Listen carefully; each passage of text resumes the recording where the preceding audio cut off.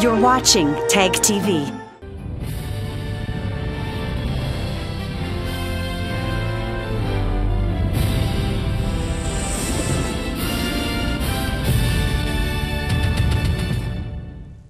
Good evening and welcome to South Asia Newsline. I'm Paktia Khurana. Here are the top stories we're tracking for you on Monday, the 3rd of December. Survivors recall horror on 34th anniversary of Bhopal gas leak tragedy.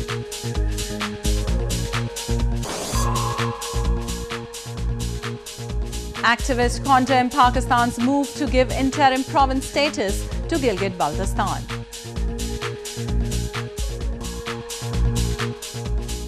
And Sri Lankan Prime Minister Rajapaksa calls for elections to end political crisis. And now for all the details. 34 years on, the horrors are still fresh in the memories of the survivors of what is arguably the world's worst industrial disaster, the Bhopal gas tragedy of 1984 in India's central Bhopal city. The tragic incident had killed thousands of people and affected over 500,000.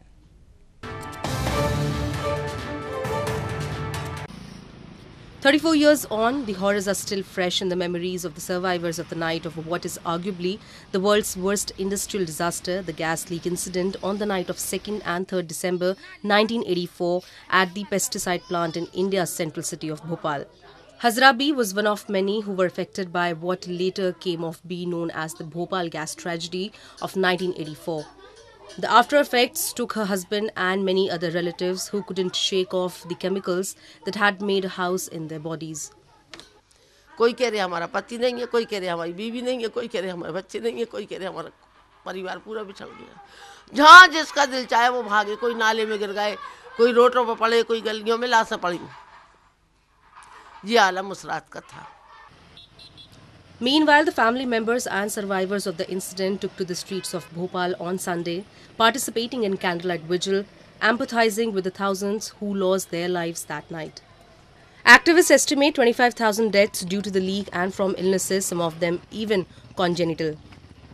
Many people still suffer from respiratory problems, blindness and immune and neurological disorders with little support, they say. Moving on, activists have strongly objected to Pakistani Prime Minister Imran Khan's approval in principle to change the status of illegally occupied Gilgit Baltistan to an interim province. They expressed the move is clearly illegal by international norms, UN resolutions on Kashmir and the Constitution as well.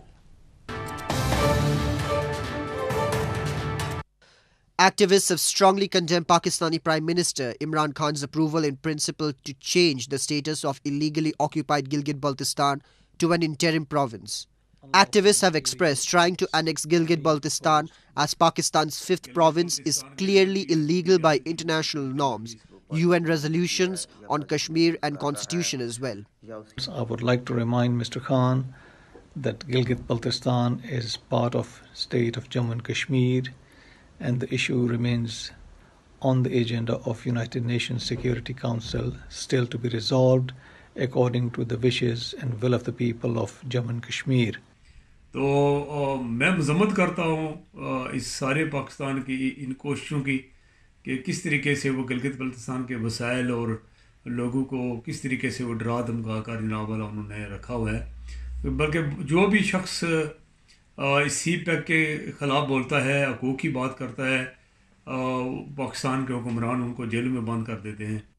Gilgit Baltistan, a part of the erstwhile Jammu and Kashmir province of India, was annexed by Pakistan more than 6 decades ago. It has been under a corrupt administration since then, and locals have been struggling for their basic rights. Activists allege Pakistan uses force against those who try to raise their voices for their rights and against the establishment.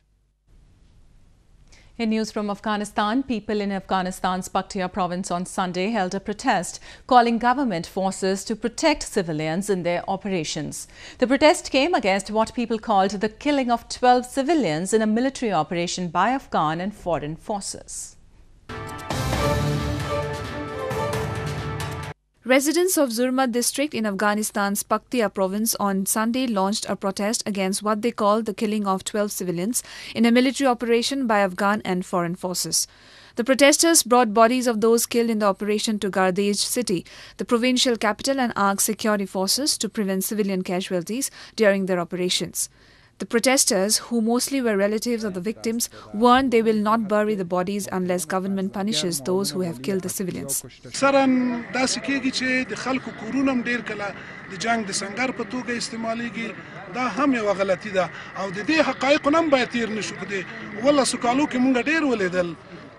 تیاره راغله تیاری حتی په یو دغه سیوړه لکه مونږ چې ولاړو په دې بمباري وکړه د مونږ نظامی پوسټي وشته. This is not the first time that civilians have been killed in operations by Afghan and foreign forces against the Taliban and other militant groups. Reports indicate that over 30 civilians were killed in military operations in different parts of the country in the past 2 weeks. More news from Afghanistan. A photo exhibition was recently organized in Afghanistan's Kabul city, displaying pictures of 4 influential Afghan women who have played vital roles in enhancing the lives of others. The event aimed to spread the message of no to discrimination against women in the country. A photographer in Afghanistan recently put on display photos of 4 influential Afghan women who have played vital roles in enhancing the lives of the people. The exhibition was held in Afghan capital Kabul, displayed photos of 2 activists working for women and street children, 1 freelance journalist and a doctor. The photographer, Faiz Ahmad Sedak, said he aimed to tell the stories of women working outside home and raise awareness against gender discrimination in the society. جاهای ما به ما ایره گفته که زنان نصف نفوس جامعه را تشکیل میده. اگر ما زنان در جامعه فعال نباشیم به این معناست که نصف نفوس جامعه فعال نیست. در جامعه هستیم که وقتی میبینیم مشکلات ها و محدودیت ها برای طبقه اوناس خیلی زیاد است. و وقتی ما به خودم دیدم ما کسی بودم که میتونستم بر علاوه که به خودم یک کار انجام بدم برای اونا یک کار میتونستم. Photography can play an effective role in reflecting such success stories and bringing a change in the society. With the same objective of bringing some change, Siddharth through the event tried to show the influential lives of the women, which would inspire other women too. Moving on to news from Sri Lanka. Sri Lanka's controversially appointed Prime Minister Mahinda Rajapaksa has demanded to hold fresh polls to restore stability in the country. The island nation is witnessing a political crisis since President Maithripala Sirisena sacked Prime Minister Ranil Wickremesinghe and installed Rajapaksa in his place on October 26th.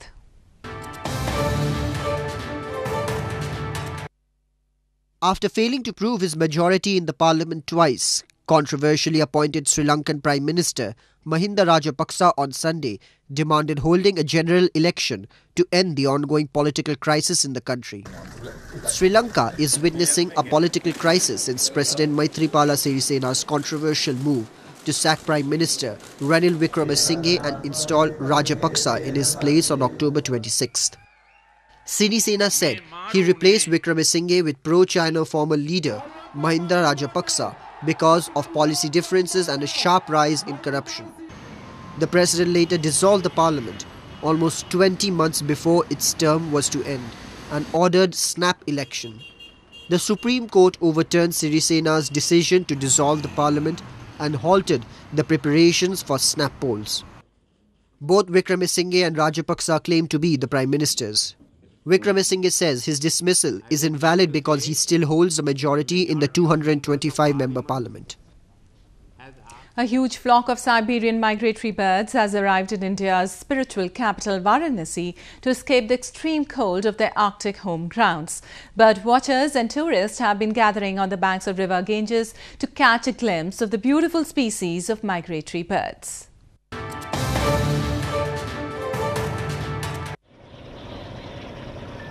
A huge flock of Siberian migratory birds have arrived in India's spiritual capital, Varanasi, to escape the extreme cold of their Arctic home grounds. Bird watchers and tourists have been gathering on the banks of river Ganges in the city for a visual delight of migratory birds. People were seen taking boat rides to go close to the migratory birds floating on the water. The arrival of the migratory birds also brings cheer for the boatmen who earn handsome amounts ferrying batches of tourists closer to the birds multiple times in a day. बहुत ही सुंदर जैसे ही हम नाव से बीच में गए और हम लोग को तो उम्मीद ही नहीं थी कि ऐसा कुछ होने वाला है और बस हाथ में हमने जैसे ही दाने का वो किया डाला एकदम से बहुत सारी चिड़ियाँ एकदम से आ गईं। बहुत ही खूबसूरत नज़ारा, बहुत ही मज़ा आ गया, आनंद आ गया। देखिए हमारे यहाँ जो सबसे बड़ा वाटर बॉडी है वो रिवर गंगा है और यहाँ पर अक्टूबर मंथ से जब ठंड स्टार्ट होती है तो बेसिकली साइबेरिया से और माइग्रेटरी बर्ड्स जो हैं बड़ी दूर से आती हैं और ये वाइट कलर की बर्ड्स हैं और गंगा में ही रहती हैं और पर्यटकों के लिए इसलिए आकर्षण का केंद्र है क्योंकि इस तरीके की बर्ड्स उनको और कहीं देखने को नहीं मिलती हैं। With the onset of winter in the northern hemisphere, these birds spread their wings to begin a journey spanning thousands of miles to fly to the kinder atmosphere of Indian subcontinent. These birds start arriving in India from early November onwards and continue till December. They return to their homeland in the spring season. In a simple yet unique wedding, around 52 underprivileged couples tied the nuptial knot during a mass marriage ceremony in India's northern Moradabad city. The gesture by the organisers aimed at reducing financial burden on the families of the brides.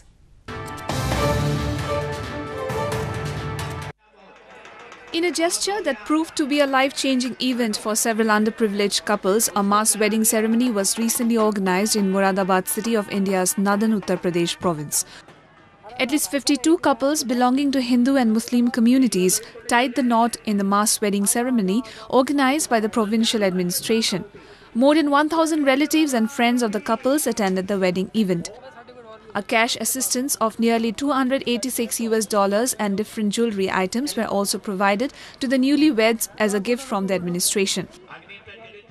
51 जोड़ों की शादी का लक्ष्य रखा था, जिसमें लक्ष्य से ऊपर 52 जोड़े चिन्हित किए गए, जो मुख्यमंत्री जी का दिशा निर्देश है, जिसमें पात्र लोग जो धन के अभाव में शादी विवाह सही से नहीं कर पाते, उनके लिए एक समायोजित तरीके से एक स्थान निश्चित करके यहाँ पे उन जोड़ों का विवाह आज संपन्न कराया गया है।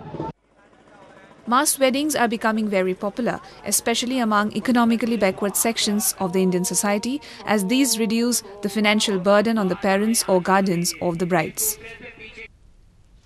A family of 181 members has been living under one roof for the past many years in India's northeastern Mizoram province. The Grand family includes its 73-year-old head ZIONA, his 39 wives, 94 children, 14 daughters-in-law and 33 grandchildren.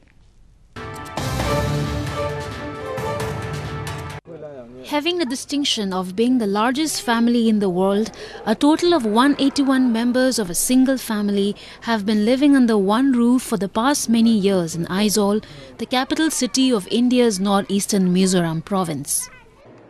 The family includes 73-year-old head ZIONA, his 39 wives, 94 children, 14 daughters-in-law and 33 grandchildren. The family is self-reliant in terms of food, lodging and everything else. While the women take care of household chores like cooking and cleaning, the men attend to their family occupations including breeding of animals, growing crops and selling furniture.